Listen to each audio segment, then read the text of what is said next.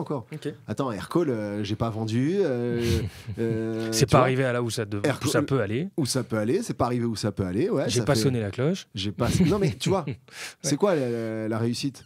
La réussite, c'est quoi? C'est d'empocher le pognon. Je suis pas sûr que ce soit ça la réussite. Et ça serait quoi pour toi la réussite là?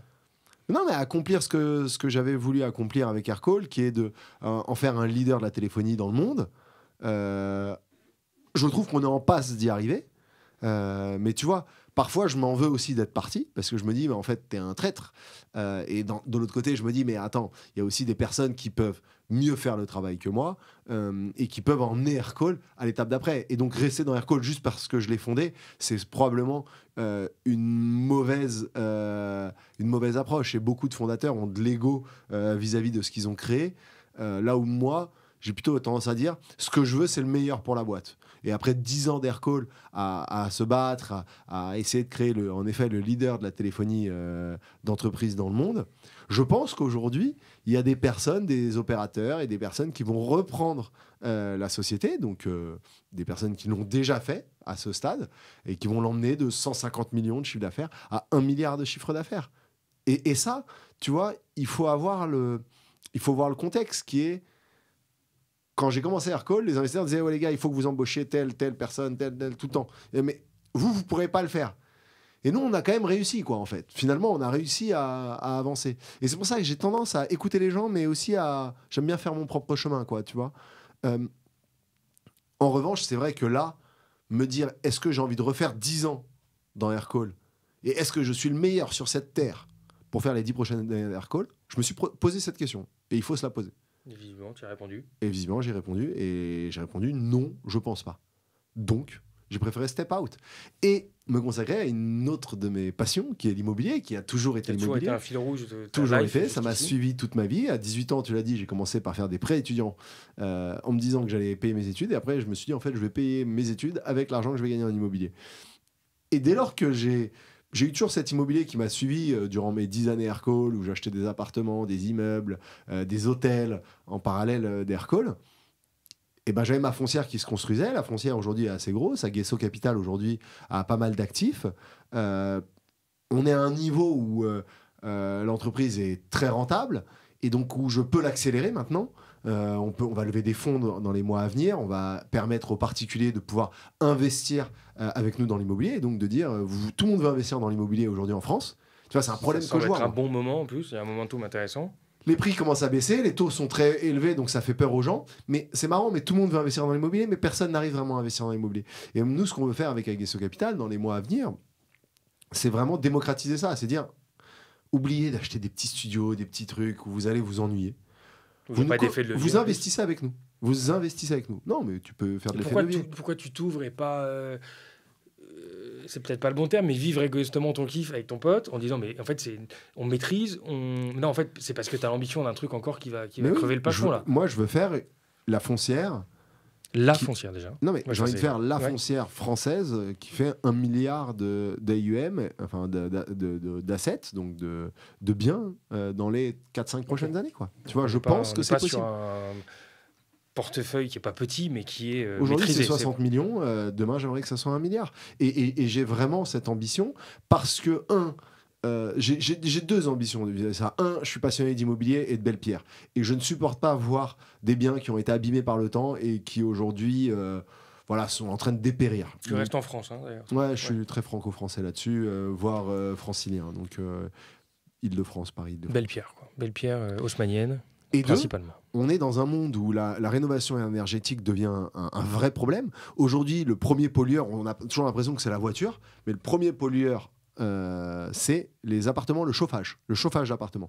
Pourquoi ? Parce que les appartements sont mal isolés, donc ça chauffe, et en fait ça chauffe l'extérieur. Pourquoi la France, et je crois que c'est français, je sais plus si c'est parisien ou français, a interdit les chauffages d'extérieur ? Parce que c'est un scandale écologique. Dans le café, les gens étaient en terrasse, chauffaient à fond. Et en fait, tu chauffes notre planète. Et moi, je ne supporte pas de me dire qu'aujourd'hui, on a des biens somptueux, on n'a que du simple vitrage, on n'a que de l'isolation pourrie dans les immeubles. Et tu vois, pour moi, je vois ça aussi comme contribuer à ma manière à la rénovation énergétique et donc à sauver notre planète. Parce que j'ai un devoir en tant que citoyen, mais aussi en tant qu'entrepreneur, d'impacter ça. on peut pas laisser notre planète prendre feu. Parce qu'en gros, c'est ce qui est en train de se passer. Cet été, on l'a vu. La France, c'était une fournaise. Moi, j'étais dans le sud de la France. J'ai vu de l'eau de mer à 29 degrés. C'est pas possible. Ouais, tu flippes. C'est un bain. Donc, il faut qu'on change ça. Et donc, à travers l'immobilier, j'ai pour mission de changer ça.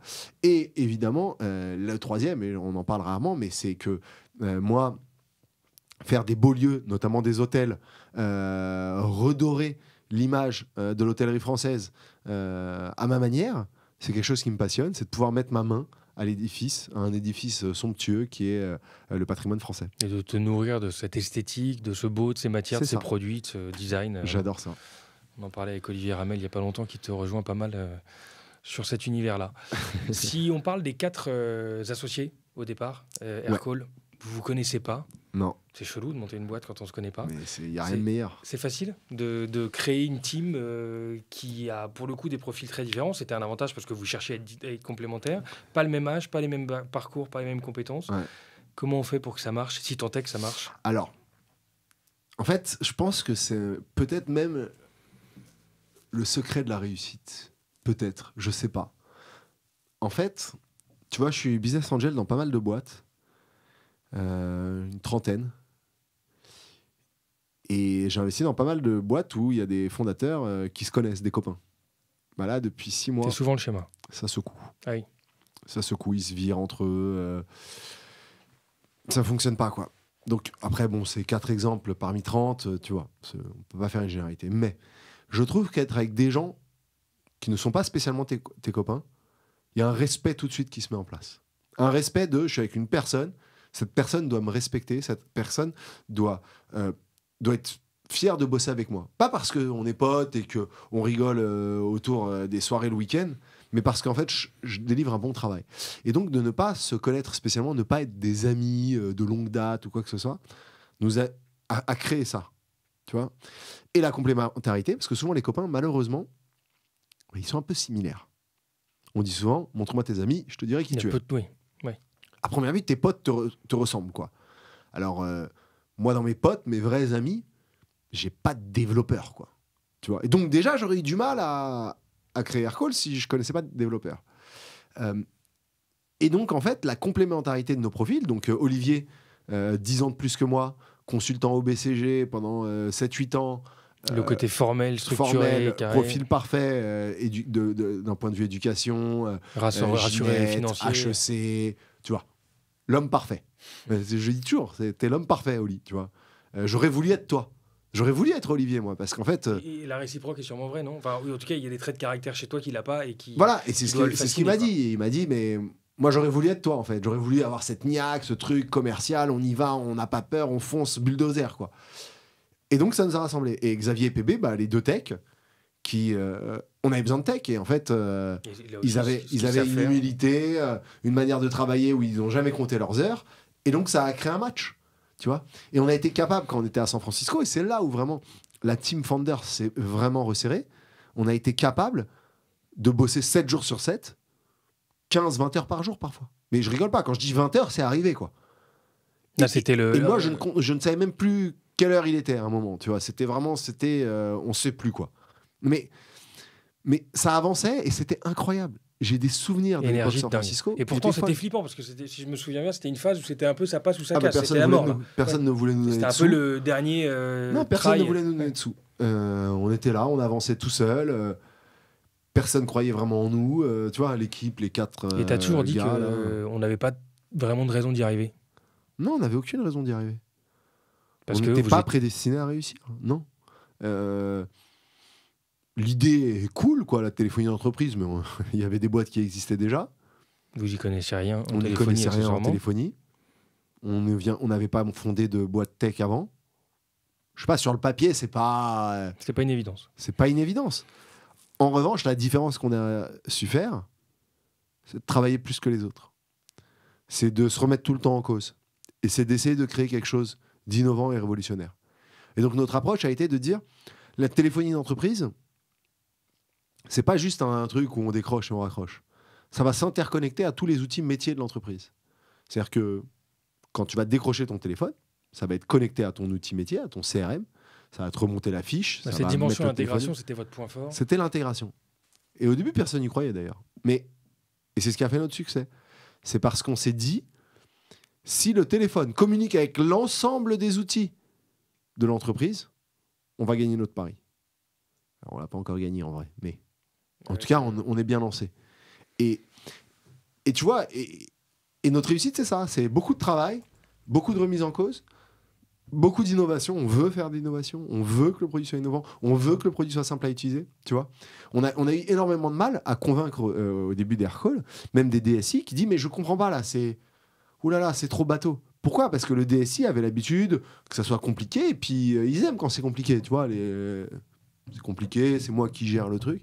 Nous on dit non mais n'importe qui peut le mettre en place. Et ça gênait à l'époque. Ça gênait. J'ai des DSI, je me souviens, à 8-9 ans, qui disent non mais en fait vous remplacez mon boulot. Je dis, non, la merde avec vous allez travailler ailleurs, vous allez faire autre chose. Parce que nous, Aircall, n'importe qui peut le mettre en place dans sa boîte.